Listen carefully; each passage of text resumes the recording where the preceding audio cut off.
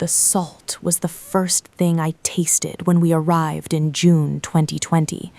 It was on my lips, in my hair, and eventually it felt like it was in my very blood.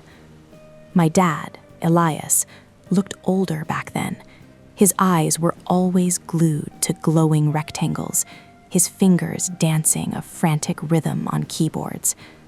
But when he opened the door to that cedar cottage on the Oregon coast, I saw his shoulders drop for the first time in years.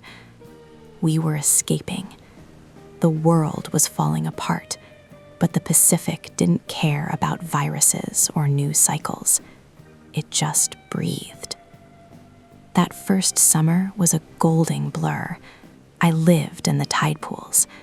I remember the feeling of cold seawater swirling around my ankles and the frantic scuttle of crabs beneath the rocks. Barnaby, my golden shadow, was still young and foolish then. He'd bark at the foam as if he could scare the tide away. I spent my days collecting treasures, translucent sea glass and stones so smooth they felt like frozen water. Dad started disappearing into the garage. I'd hear the rasp of his saw, and the smell of fresh cedar would drift out to meet the brine. He was carving birds. I think he was trying to learn how to be still. By July 2021, on my 11th birthday, the stillness started to feel different. I remember blowing out the candles on a burnt blueberry cake and feeling a strange, hollow ache in my shins. I told myself it was because I had run too far down the beach with Barnaby. Dad bought me a heavy DSLR camera that year. "Capture the light, Maya," he told me. I did. I captured the way the morning mist clung to the driftwood like a shroud. I didn't know then that I was capturing a world I would soon be unable to touch. Transition to 2022 was when the lights started to dim. I tried to be the girl they wanted me to be at the local middle school, but I felt like I was made of glass. My legs weren't just aching anymore. They felt like they were filled with wet sand. I'd watch the other kids run in PE, and I'd feel a terrifying distance between my brain and my feet. Dad was busy again. Promotions, meetings, the garage door staying shut for weeks on end. I didn't want to worry him. I hid the fatigue until I couldn't.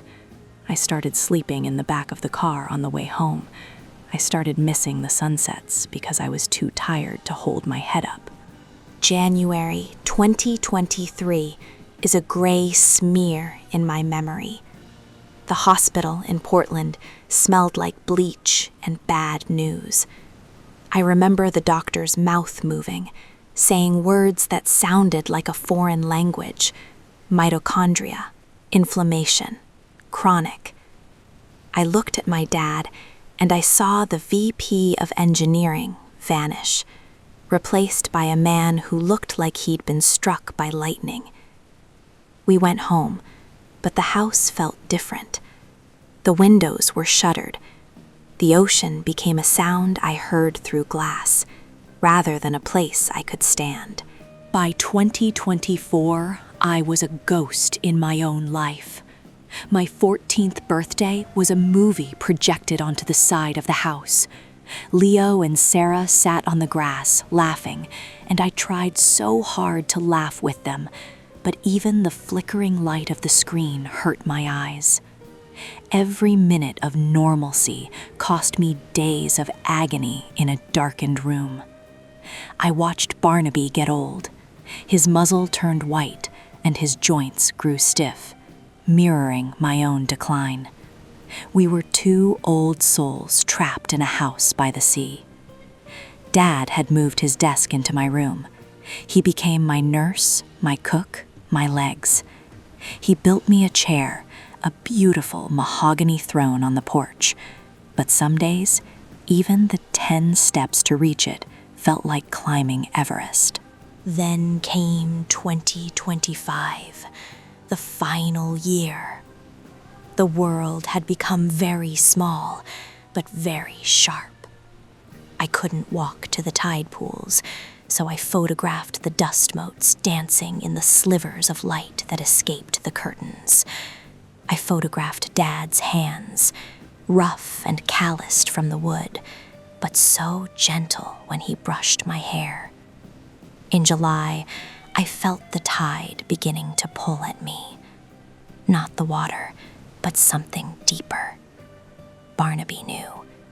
He stopped eating when I stopped eating. He'd lay his heavy gray head on my mattress and just sigh. On a Tuesday, the air went quiet.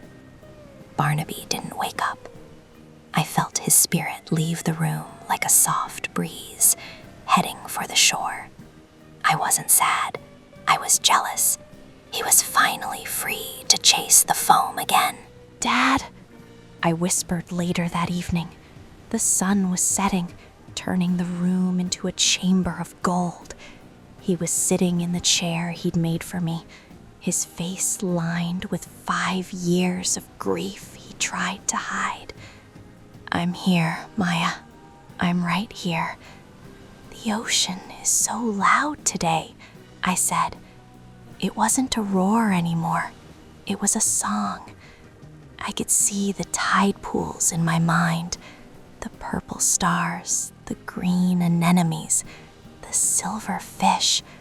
I felt the wet sand between my toes again.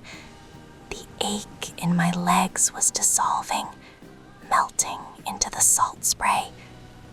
"I think I'm going to go find Barnaby," I told him.